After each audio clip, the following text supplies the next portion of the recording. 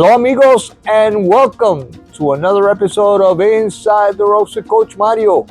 Coach Mario, owner and head coach of Warriors Pride Boxing Academy here in Miami, Florida. How are you guys doing? How's everybody doing this Monday afternoon? All right, guys, it's going to be a great week ahead of us. Thank God that He has blessed us with the health and the ability of having another day in this life, in this world, being able to share with our family and friends. And I really appreciate all God's blessings. But guys, let's go directly into today's episode, and we're going to talk a little bit about the Berlanga Canelo matchup. I'm not going to talk about the other fights, which were good. I might just briefly go over them, but in all honesty, I just wanted to make a short video today and just briefly talk about my impressions about the Berlanga Canelo fight. As you all know, I had made a previous episode saying my thoughts about the Berlanga Canelo matchup. I thought it was an unfair and uneven matchup. It was a matchup that was cherry-picked by Canelo Alvarez, continue his cherry-picking tour and avoiding the top dog in Benavidez.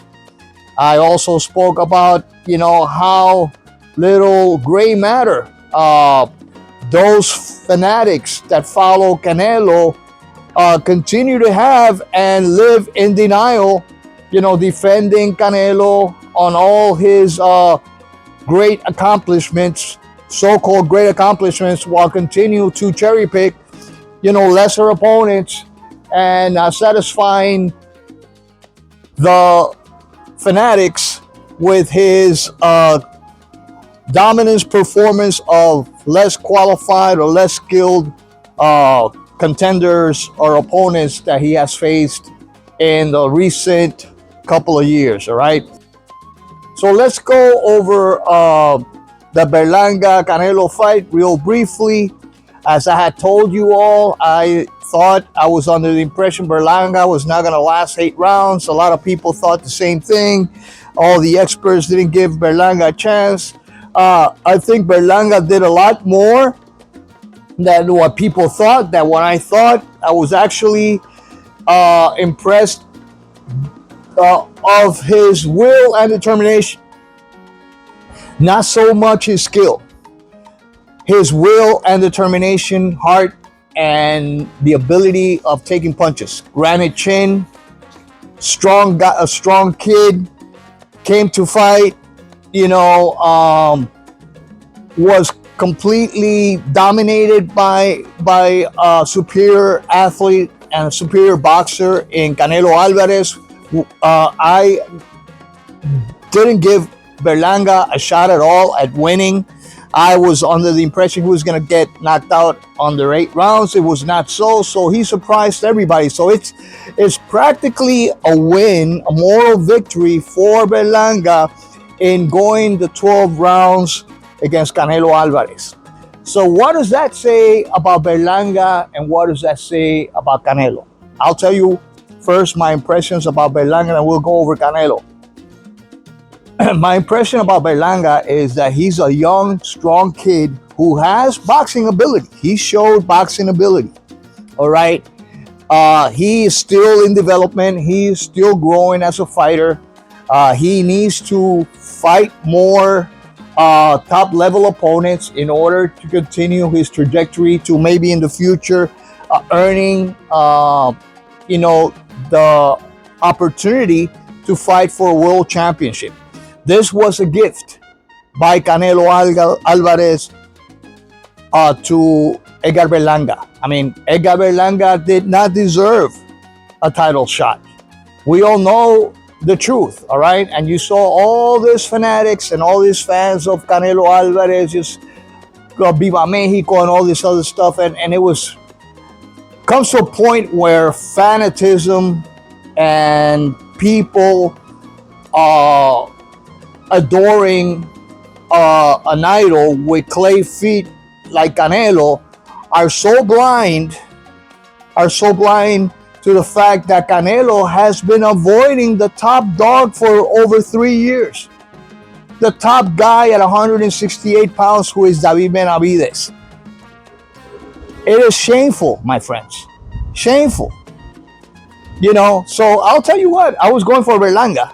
I said, I hope Berlanga somehow is able to connect with a haymaker and actually, defeat Canelo.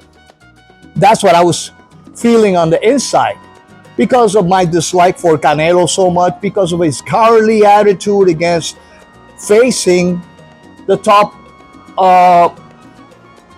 fighter at 168 pounds, who we all know is David Benavidez. All right?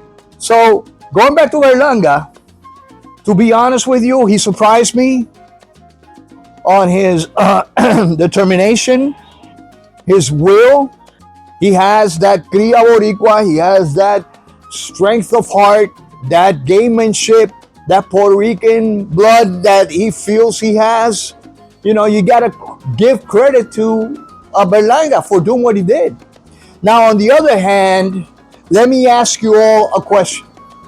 When was the last time that Canelo Alvarez knocked somebody out? All right? So, there's all types of excuses, if you want to call them that, and versions of why Canelo hasn't knocked nobody out in, I think it's the last 4 or 5 fights, if I'm not mistaken. He has not been able to knock out his opponent, and he did promise to take out and knock out Edgar Berlanga, but he could not do it. He was able to knock him down in the 3rd round. Berlanga was not hurt at all. He got up and started fighting back. All right? What I think is going on is that the reason why Canelo Alvarez has not faced David Benavidez, and he has continued to choose lesser opposition, lighter guys that are 2 or 3 divisions under, like Charlo, guys like Edgar Berlanga, who's never fought top 10 opponents, fighters like John Ryder, who are C-level type of fighters like Munguia, who has never been tested.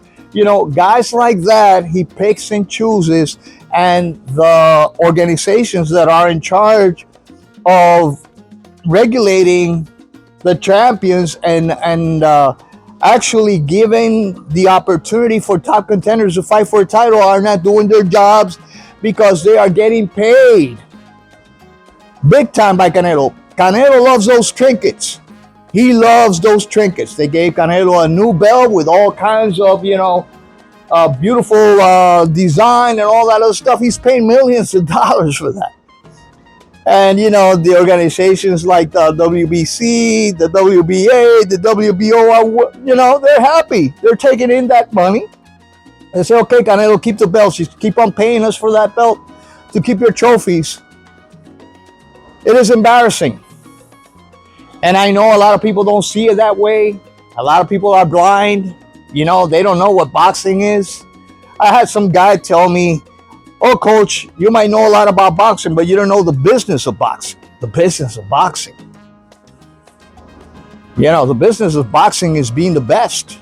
Yeah, make money, but you got to fight the best. And that's what organizations are made for. And that's what's so depressing and demotivating about the sport nowadays, and shameful, that the best are not fighting the best. It's a circus show. So if for you who say that I don't know, those of you, specifically one individual says, I don't know the business side of boxing. For you, the business side of boxing is to continue making money by fighting lesser opposition and avoiding fighting the best. If that is the business of boxing to you, then you don't know shit about boxing. That's not what boxing is. Boxing is the best fighting the best, guys. It's always been that way. It's always going to be that way, no matter what you do. And you can continue believing that Canelo is the best, but until he fights David Benavidez, he's not going to be considered the best. by a lot of purists, a lot of people that really know the sport of boxing, really know the history of boxing, really know who the greatest legends of the sport of boxing in Mexico are or were. Canelo's not even in the top 20. You know, what are his accolades? Fighting smaller opposition, fighting past their prime individuals, the 41-year Golovkin, the little Amir Khan, the little Josecito Lopez, the smaller Charlo, you know, the overhyped Berlanga, you know, people like that. How is that creating a legacy?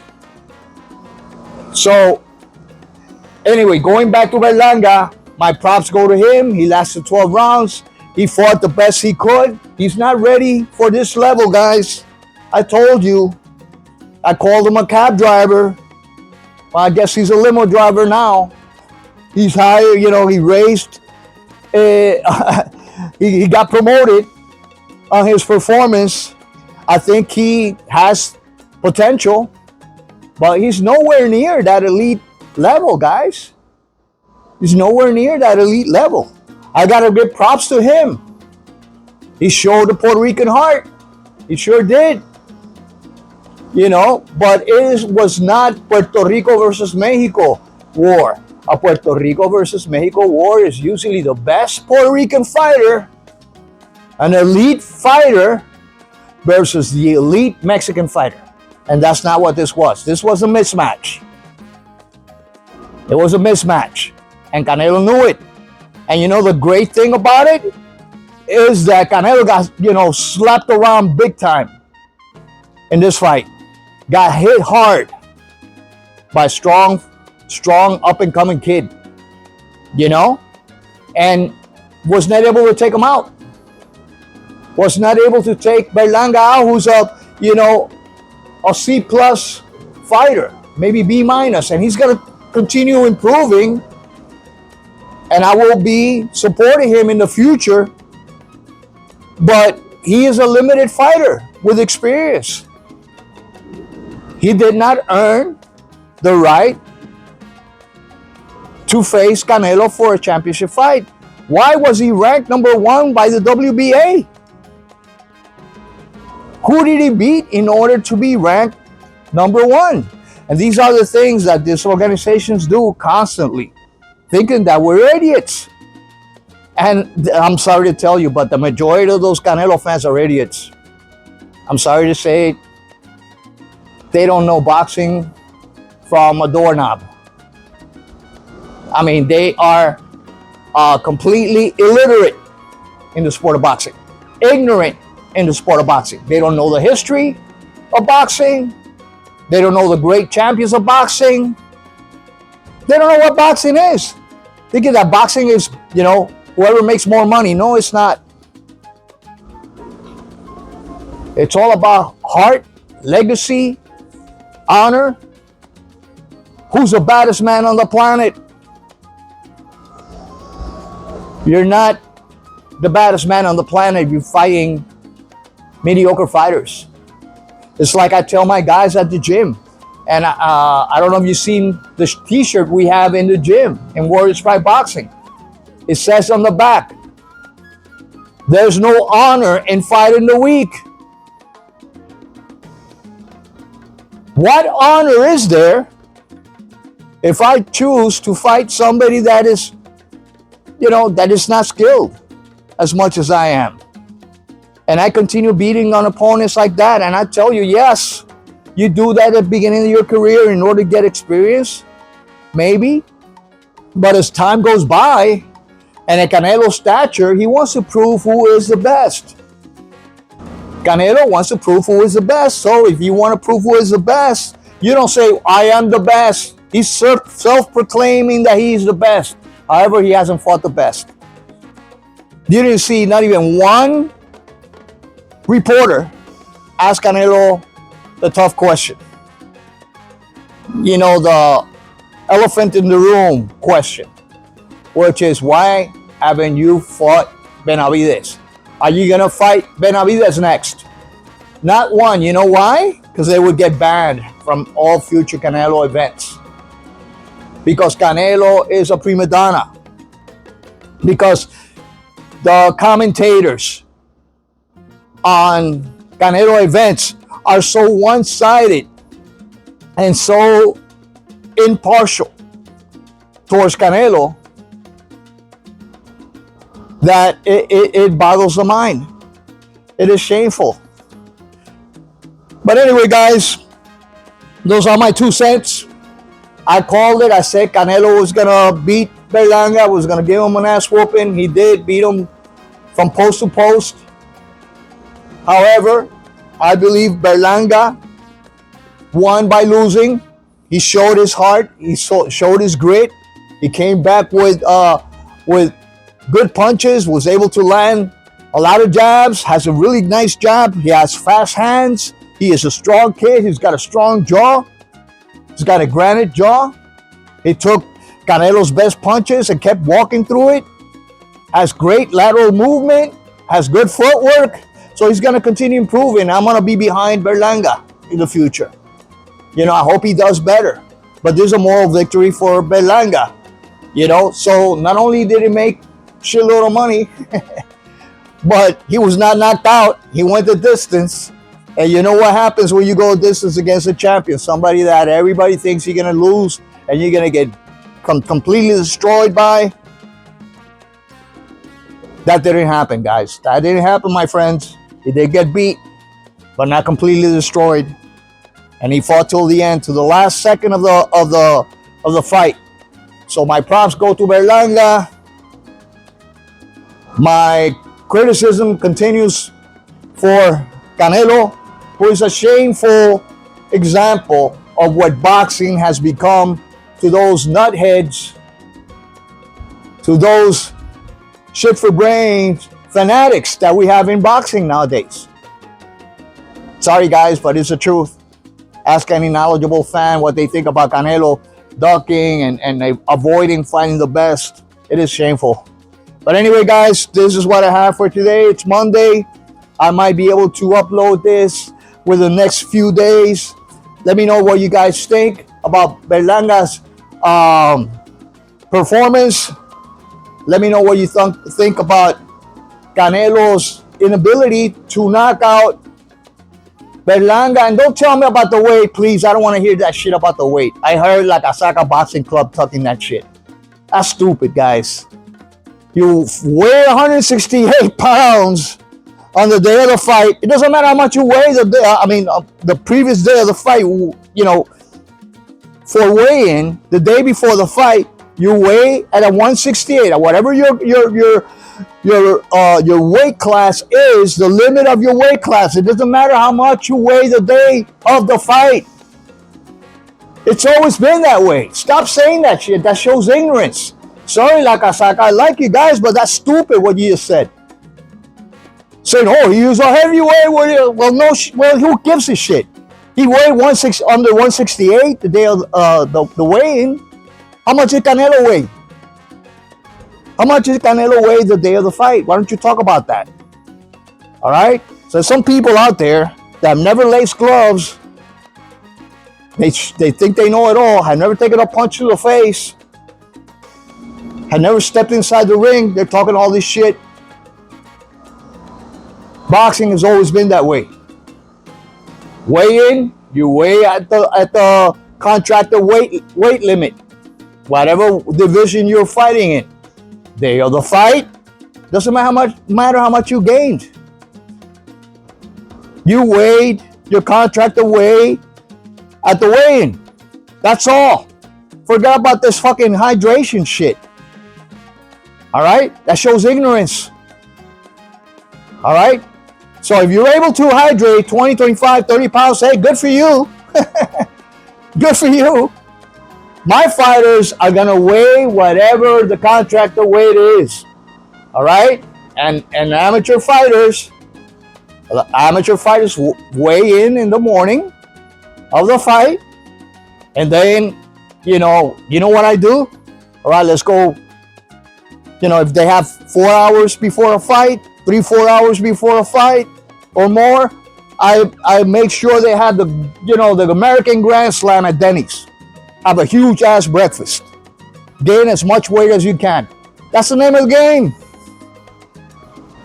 What do you think? The opponent's not going to do that? It's going to remain at the same weight? How stupid is that, Kasaka? That doesn't make any sense. Anyway, I agree with you guys with what you say a lot of times, but this one, I don't know. You blew this one. But anyway, guys, God bless you all. Love you. Take care. Have an excellent week. Until next time, this is Coach Mario saying hasta la vista. Remember to like, share, subscribe, hit the bell icon to be reminded of future episodes, and peace.